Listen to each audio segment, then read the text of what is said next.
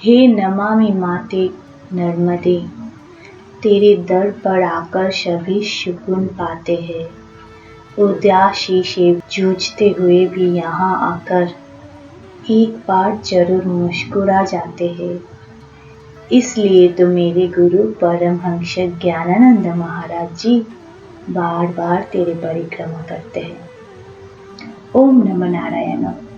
हम फिर आगे एक नए एपिसोड, नए अनुभव लेके नर्मदा परिक्रमा के अनुभव चलिए देख लेते हैं इस एपिसोड में परमहंस ज्ञानानंद गुरु महाराज जी के नर्मदा परिक्रमा के अनुभव। परमात्मा नमो। ओम श्री परमात्मा नमो।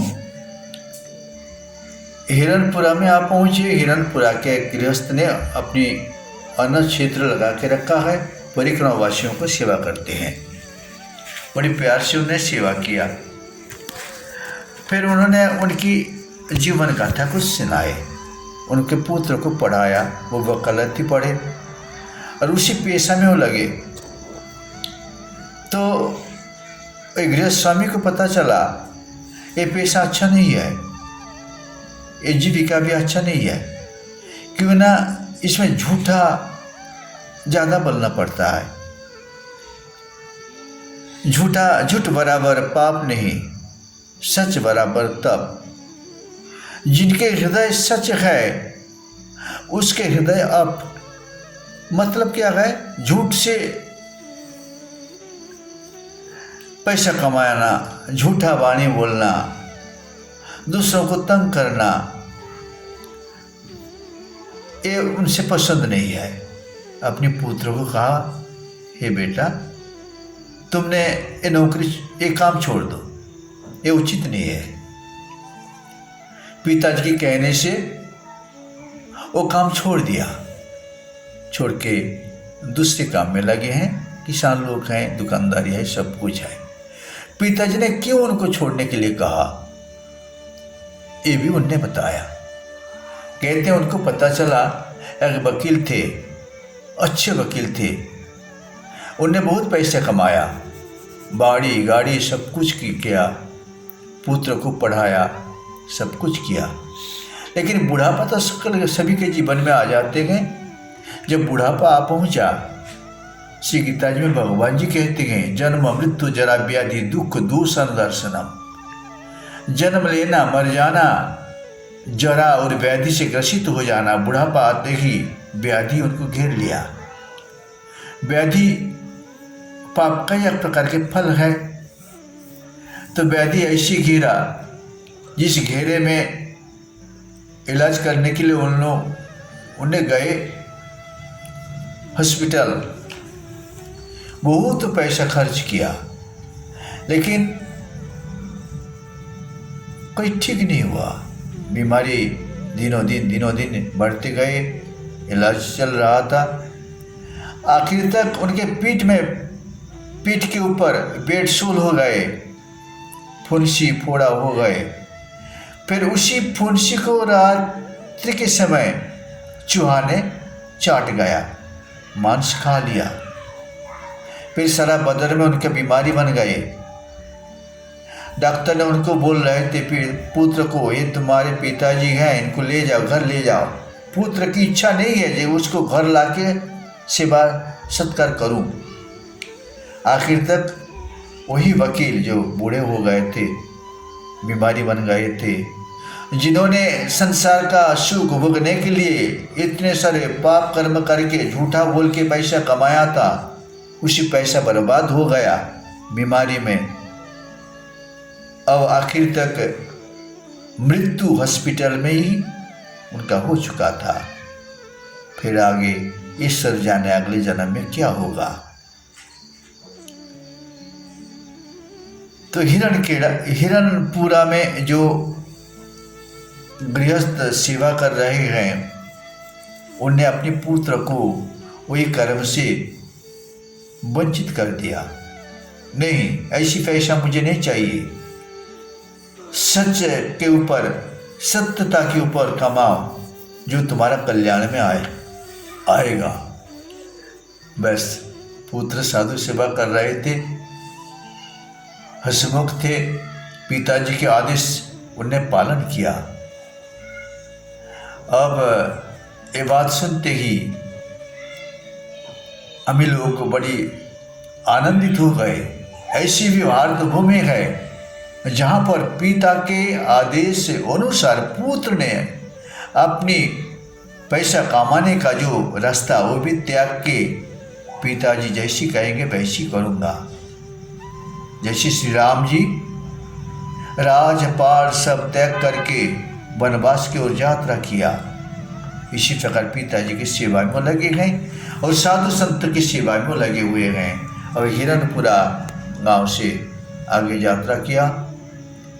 मायके नज़दीक ही हैं, संदूल गांव है। संदूल गांव में अनाथ क्षेत्र लगा हुआ है, मायके बिल्कुल किनारे हैं। संदूल गांव के बाद गोखला गांव, गोखला गांव के बाद आ जाता है रमपुरा। रमपुरा में मुझे चतुर्मासा करने का एक बार भगवान ने सुयोग दिया था। वही गांव में रहता था और चतुर्मासा किया था। बहुत पहले 40 साल पहले की बात है। अब गांव से बाहर निकले, बिल्कुल माई के किनारे सदावर्त खुला हुआ है।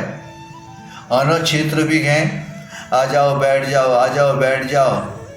सेवा धर्म बहुत कठोरा, कोई भी आ जाते गए उनके लिए भोजन पानी का बड़ी प्यार से सेवा सत्कार करना। जैसे दुर्वासा ऋषि, उन्होंने द्वारकापुरी में आ पहुंचे थे। उन्होंने प्रतिदिन ऐसी बता देते थे, आज मेरे घर मेरे साथ इतने लोग आएंगे, किंतु बाबा जी नहीं आए। उनके लिए भोजन बना के सब प्रस्तुत हैं। फिर कभी कहते मैं आज नहीं भोजन करूंगा, सेवा मेरे पास कोई नहीं आएगा मेरे साथ। उसी दिन बाबा जी बहुत सारे शिष्य मंडल लेके वहाँ पर पहुँच जाते थे। तो इसी प्रकार अनाथ क्षेत्र भी गए, कोई आएगा और नहीं आएगा कोई ठिकाना नहीं है, अनिश्चित है, तब भी उनको बना के रखना पड़ता है। अब रमपुरा से आगे बढ़े, आगे पहुँच गए माई के किनारे बिल्कुल हथिया नाम के गांव है। बिल्कुल किनार सटे हुए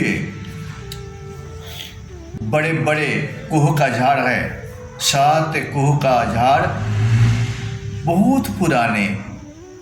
और वहाँ का पत्थर इतनी सुंदर है जिसने किसी ने मोजाइक करके रखा है, हल्की गुलाबी।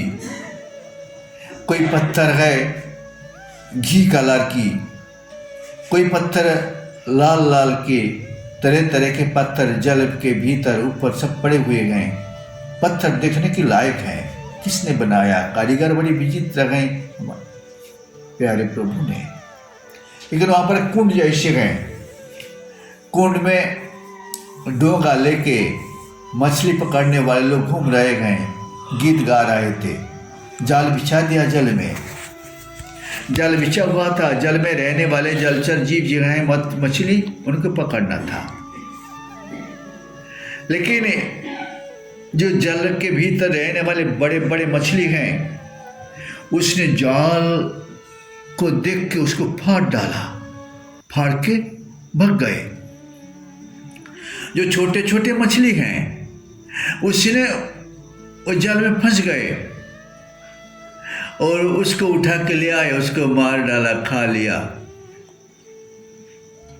मतलब यह है कहने का, ये माया का जाल बिछा हुआ है। जो सुकृत कर्मा है, अच्छे कर्म करने वाले जो हैं, वही माया का जाल तोड़ के, जैसे परिक्रमावासी जा रहे हैं ना, इस प्रकार कोई साधु बने, कोई वानप्रस्थ आश्रम ग्रहण किया, चतुराश्रम के विधान के अनुसार सचल रहे गए। तो किनारे जो बड़े बड़े कोह अर्जुन का झाड़ है, कितनी उनका सौभाग्य है। देख के अनुभव होता है जरूर कोई तपस्वी हैं। परोपकाराय फलंत वृक्षा, परोपकाराय दुबंति गा, परोपकाराय बहंति नद्या, परोपकाराय इदं शरीरम। मनुष्य नहीं है, वो तक बड़े भारी झाड़ है, उनके नीचे कोई भी आके पहुंच जाते हैं तो सभी को कुछ नहीं कुछ उस देते हैं। छैया, लकड़ी, पत्तियां, उसका छाला, उसका रस, उसका फल, उसका फूल, सारे के सारे देते रहते हैं।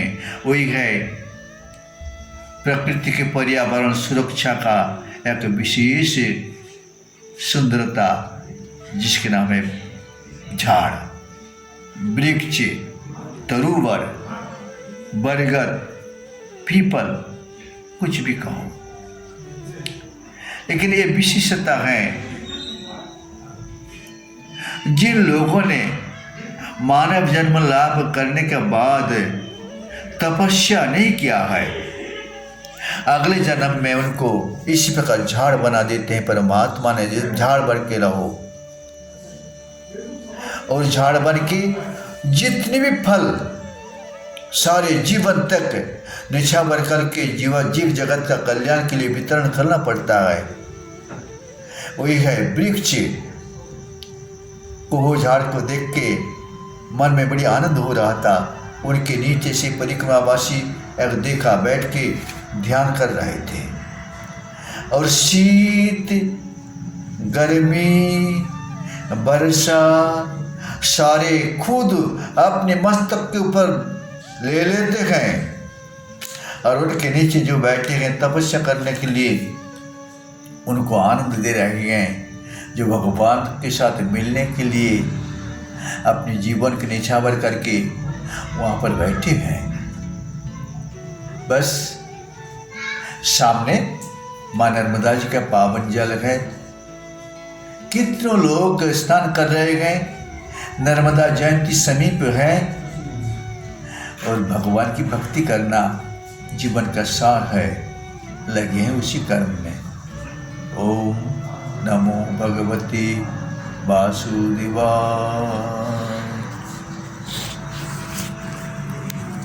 की बारी खोल दी।